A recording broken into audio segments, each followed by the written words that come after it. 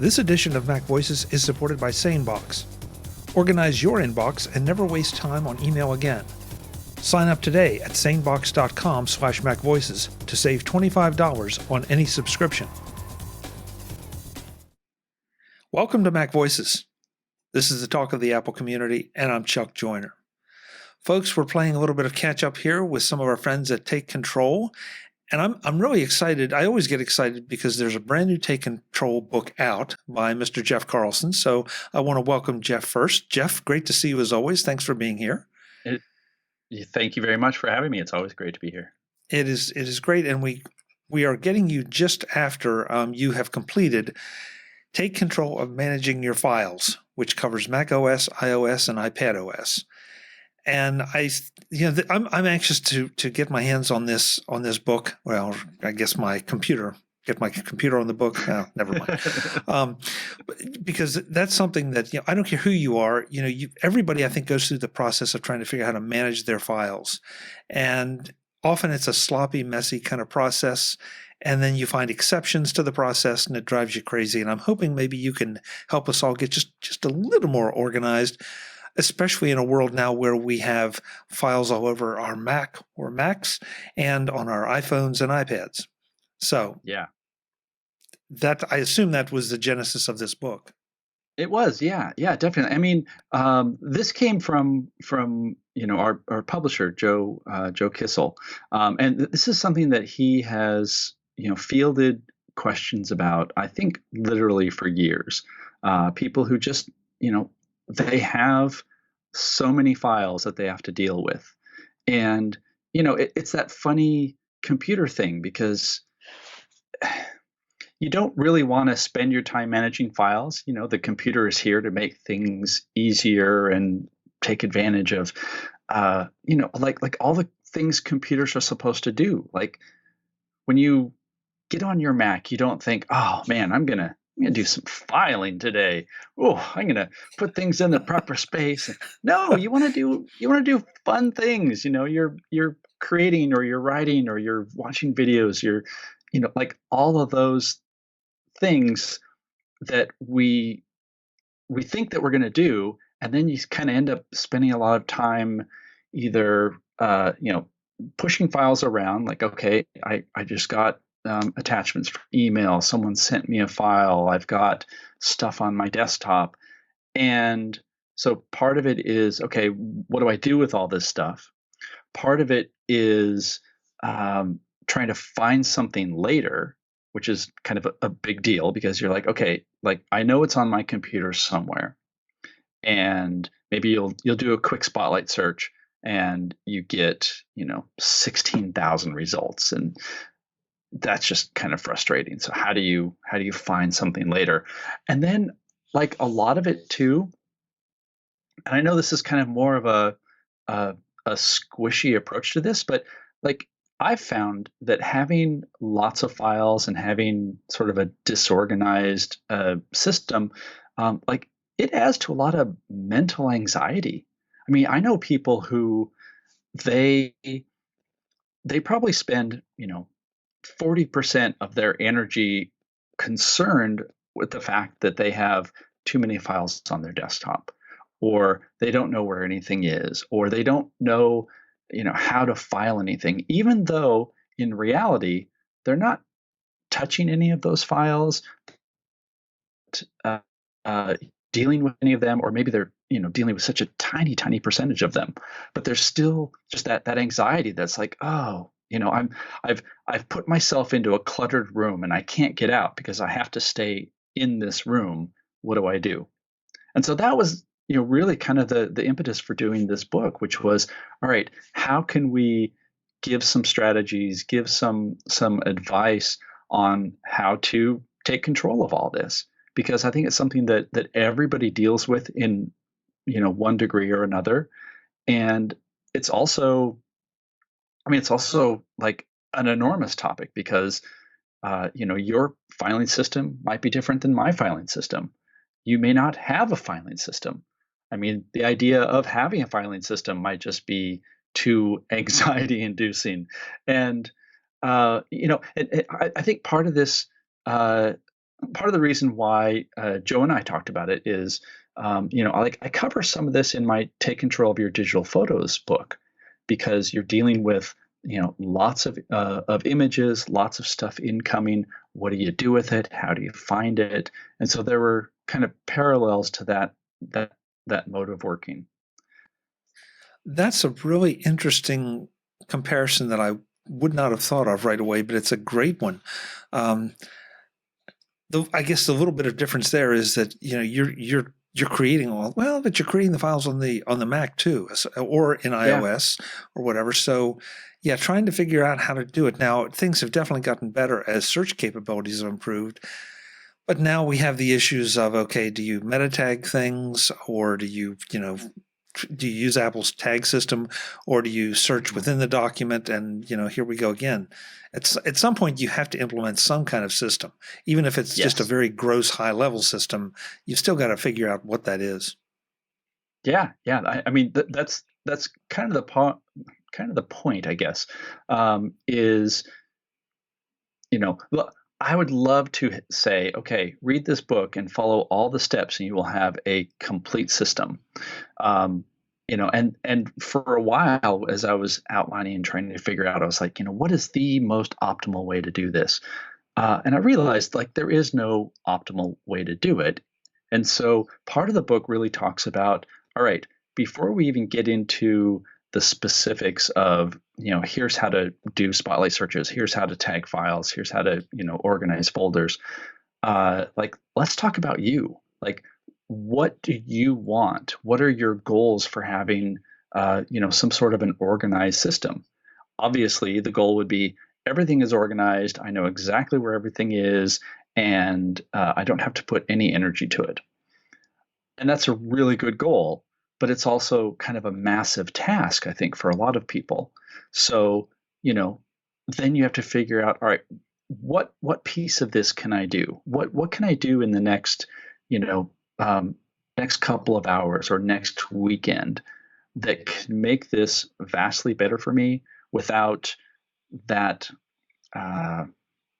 stress of like, oh, I need a complete overhaul of everything, which, again, that's like its own thing.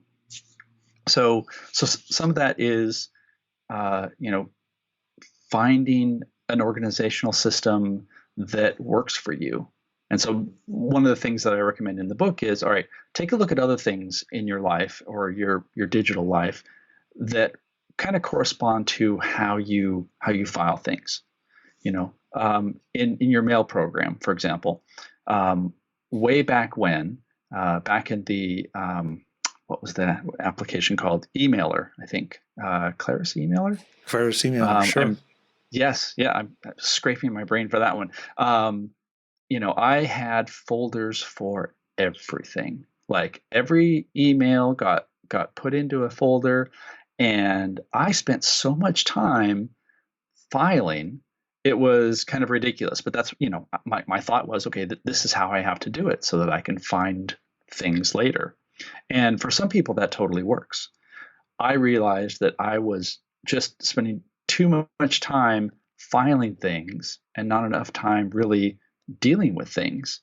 And so there was just a lot of wasted effort. I would, create a new folder for a topic that would end up having 4 emails, and then, I'd be done with that.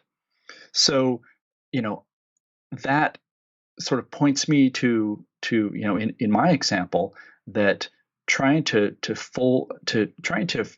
file things into, lots of hierarchies of folders only works to a certain degree for me. If I try to go too far, then suddenly, all my energy is being put into filing, and that can be kind of satisfying in a way, because oh, like I know where this is, but how much time do you really want to do? How much time do you want to spend doing that? And I think that's also part of the impetus, kind of to go back to your original question, do we want to go and file things on our computers? And I think most people, they don't really want to. It's like a necessary evil that we all find ourselves having to do because, we don't have an assistant who can do all this for us. Like, it's us. And it turns out that you sort of have an assistant in the computer, in the Finder, in other applications, but a lot of those things are hidden too. So that's kind of a challenge. So you said something really interesting there to me, and that is that doesn't work for you.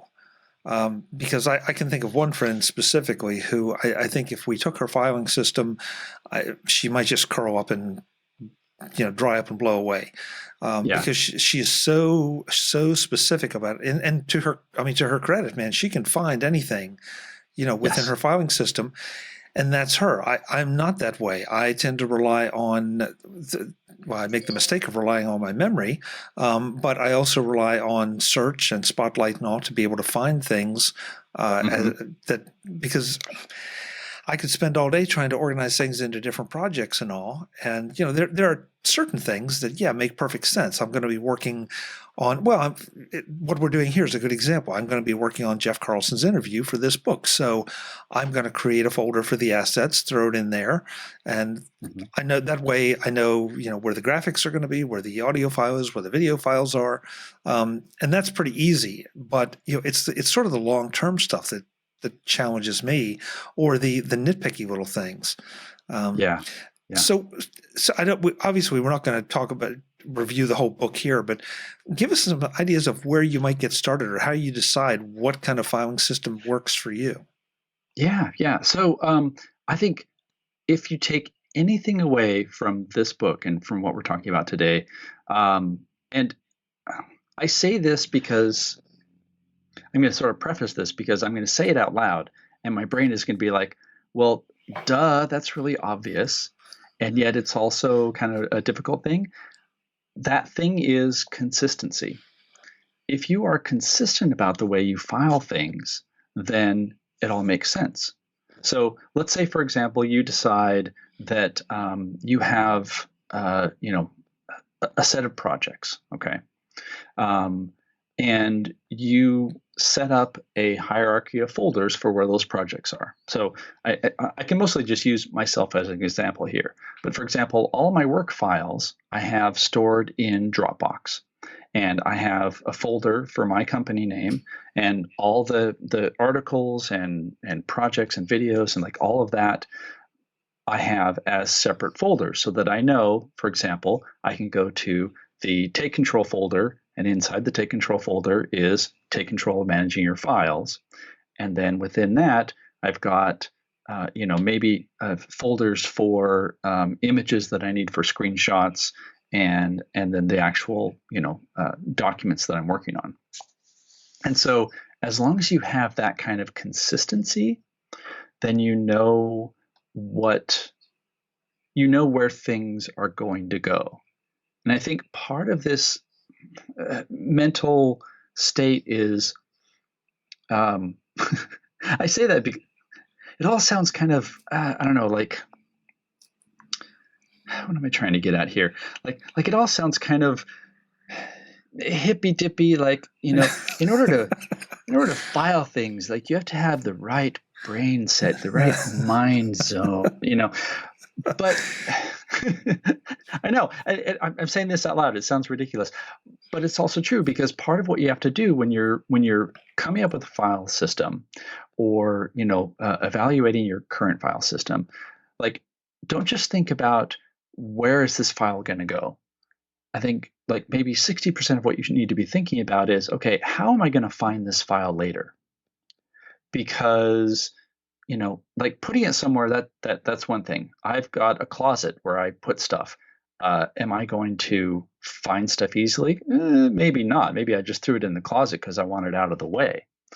So, having like a consistent idea of where your stuff is going to go is really the key to all this.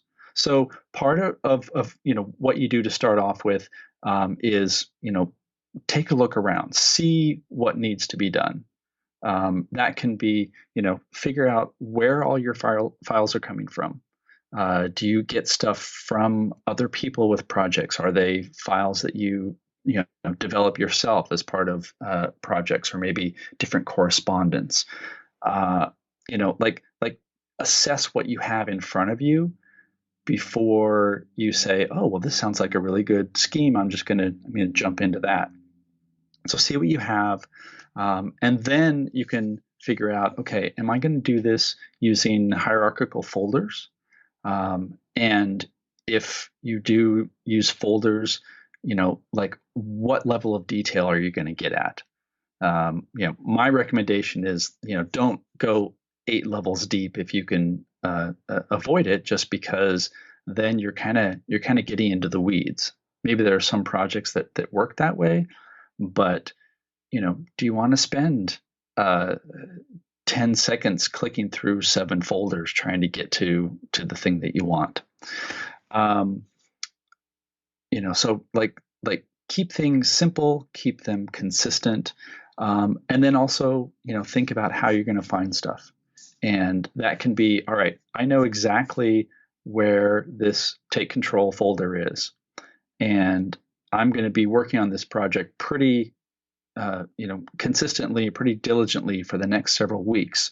And so do I want to have to dig into that every time, or are there ways that I can focus on the priority aspect of it and get that in front of me? So, for example, there's a section in the book that just talks about priority and things you can do. So, as another example, when I have an active project like this, I will put the folder into the sidebar of Finder windows, and it's something that it's a really simple, easy thing. So whenever I open any Finder window, I can click once, and there are my project files right there, even if I had closed everything before. If I were to just throw it on the desktop, desktop is a good sort of catch-all. You know where it is. It's easy to access. But if you have 7 different windows open, or a bunch of Finder windows, or an application, or 2 applications, suddenly your desktop is no longer a desktop. It's just this thing buried under layers. So it's that kind of thing. Today's MacVoices is supported by SaneBox, AI for your email. Why would you want AI for your email?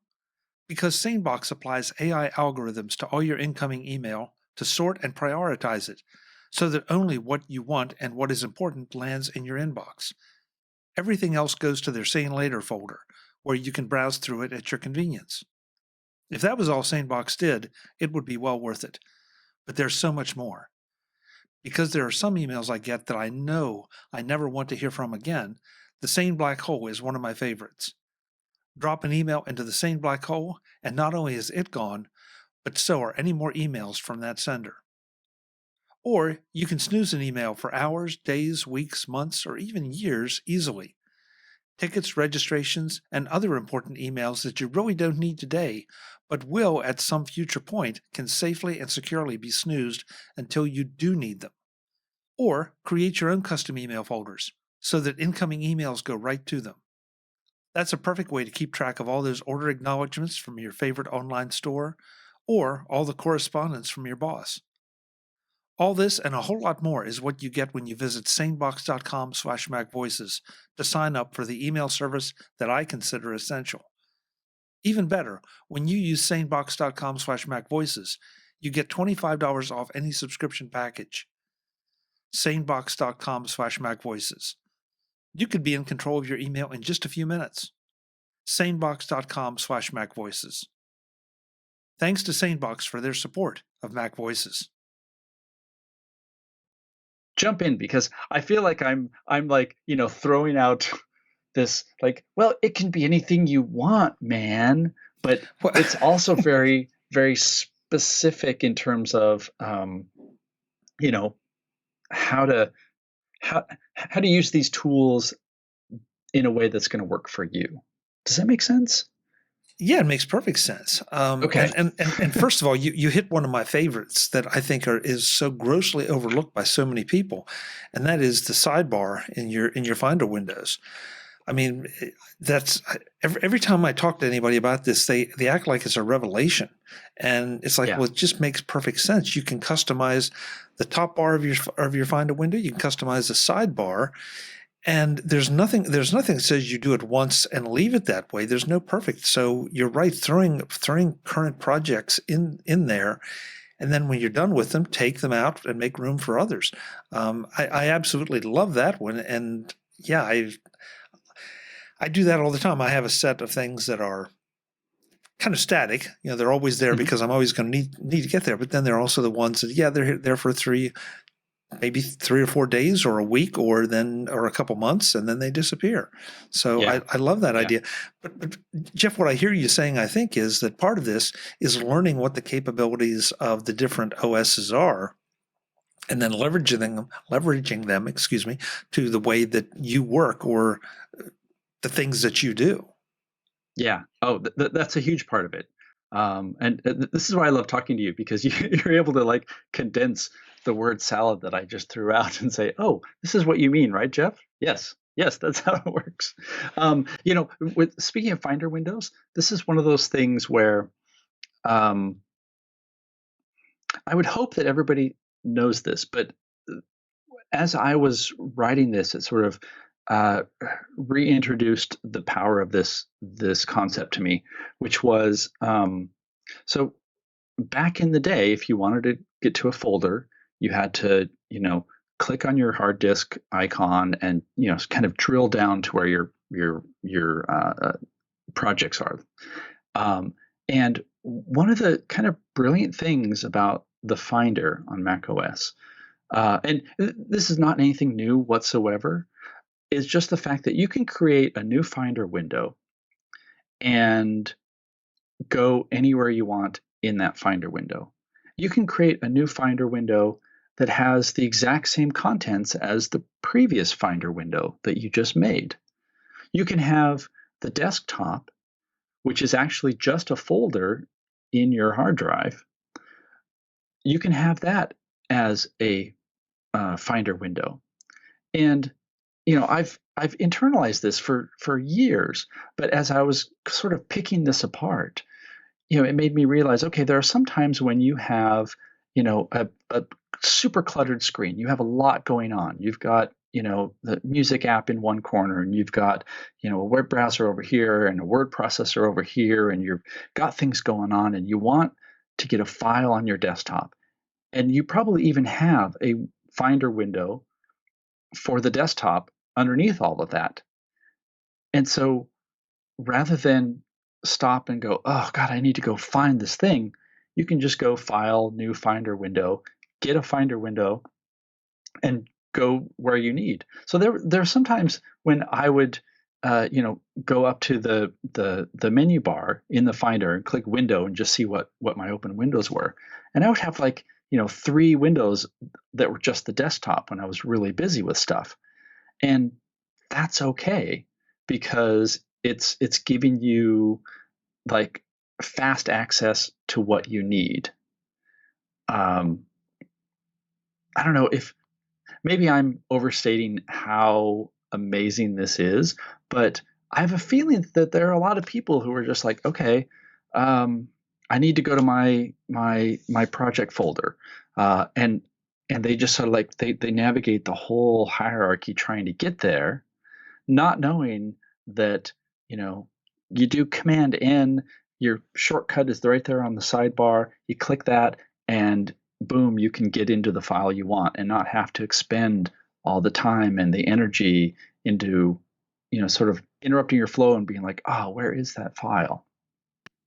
No, I agree completely, and it's one of the reasons. I mean, okay, there's a learning curve to use the Finder, and right now we're talking about the Mac OS, but to use it efficiently, and for the folks that are just buying new Macs, well, they're going to do some of that. Okay, I got to do this, got to do this, got to do this, and I wish there was a way. Well, the book is a good place to start to Yes. learn. What can be done as far as just using. Forget all the utilities that we all love so much. Figure out what it is that you want to do, and and leverage what you've got already. You've already paid for it, so why not learn how to use it? And then if it really can't do what you want, then maybe look for a utility. Yeah. So yeah. Go ahead. Sorry. But no, go ahead, please. I don't want to interrupt. Well, I was going to say, like, it kind of surprised me how many things that the Finder is capable of, because it's been with us for so long that there's just a lot of stuff that I didn't really pay much attention to. I mean, like tags, for example. So ages ago, I would use the Finder labels, which were colored labels, and you could assign a folder a color, and then that could be whatever you want. So like maybe I would have at various stages of a project, if I had met sort of like phase 1 deadline of the project, then that would be yellow. Like I've written the draft of a chapter, and then after it gets edited, then I would change that to green, and what have you. So I could look immediately and see, okay, this is the status of my project. And then I want to say in I can't remember which revision. Anyway, at some point, Apple introduced tags, and they turned those labels into tags. And I just kind of thought, well, all right, that's not as good for me, because they looked a little bit different. So even though there are still color labels, each of those is a tag, and I was like, all right, whatever. But tags seemed like kind of a crazy idea. And then you realize that tags are like connective tissue.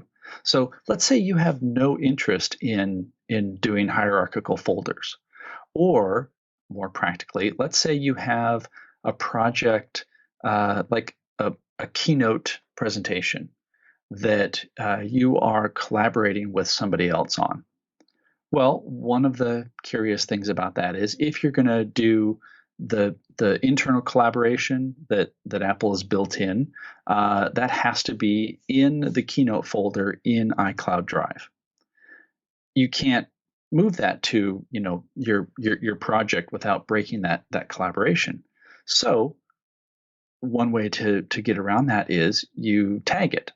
And so if you have that tagged with project X, and then all the other things on your hard drive that are related to that also tagged project X, even though they're not sort of spatially together, they're not grouped in the same folder, you could just have project X as a tag show up in your sidebar.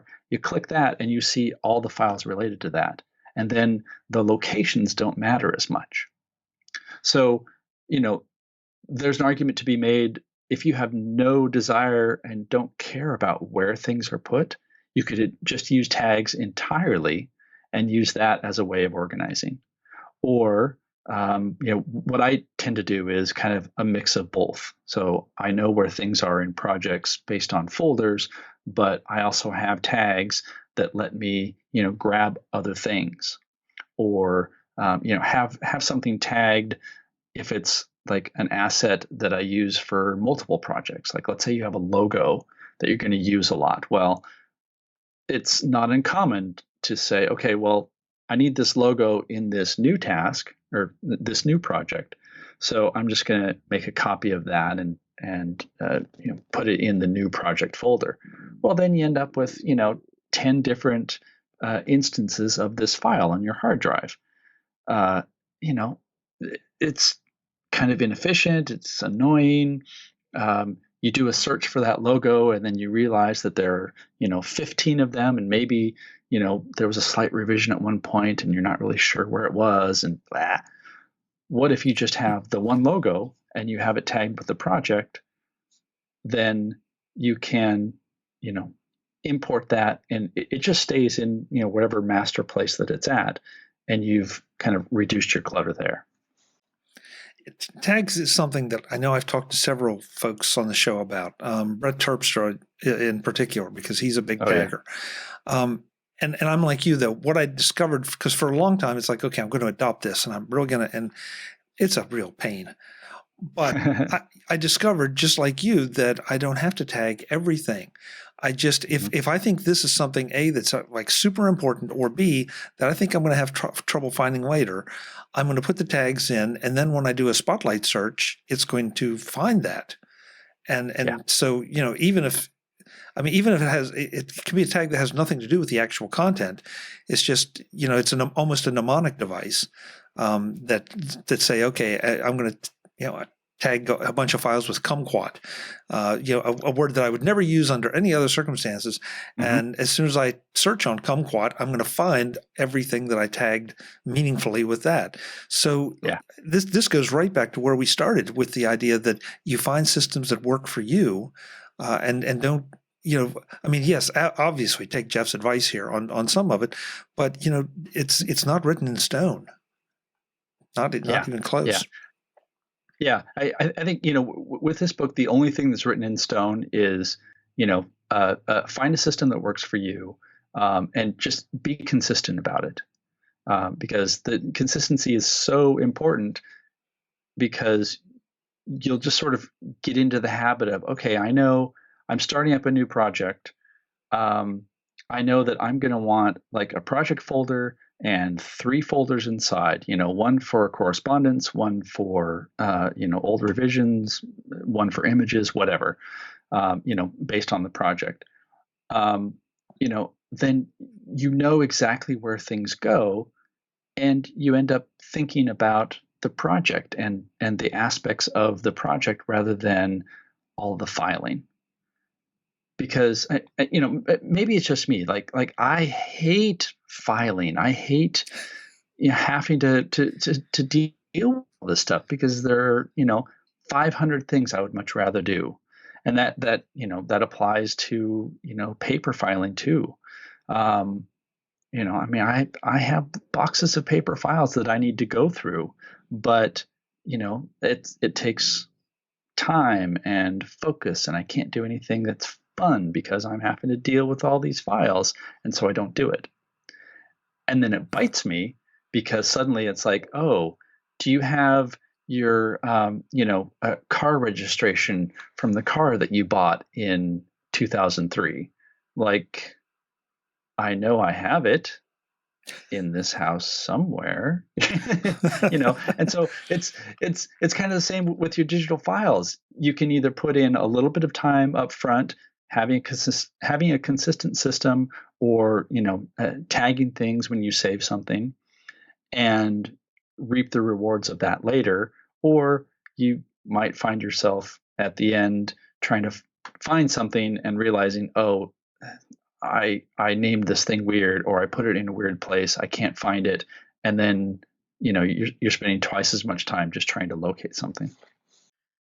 Jeff Carlson will be back in the next edition of MacVoices to talk more about his latest Take Control book.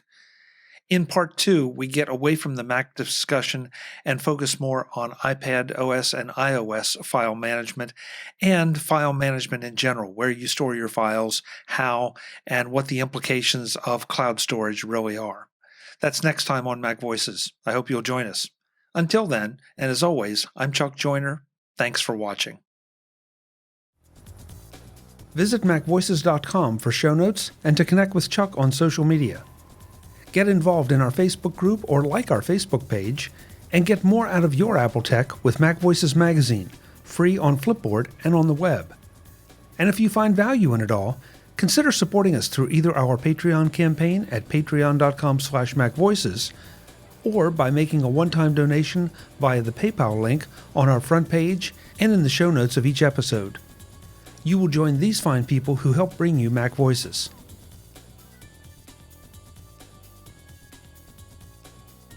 Advertising handled by Backbeat Media at backbeatmedia.com. Bandwidth provided by CacheFly at cachefly.com.